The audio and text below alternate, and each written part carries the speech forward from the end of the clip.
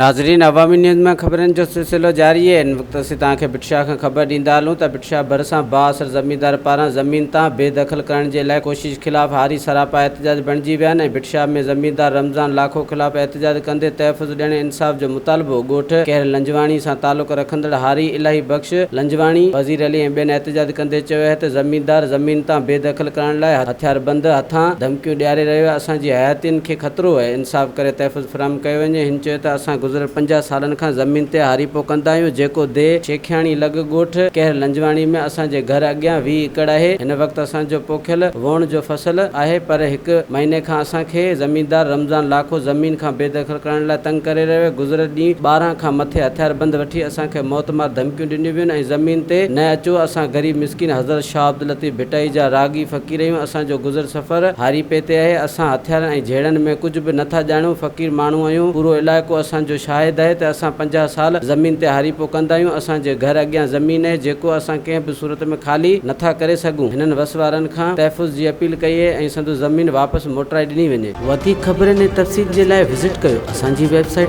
awamiNewsHD.com ऐं ॾिसंदा रहो अवामी न्यूज़ HD।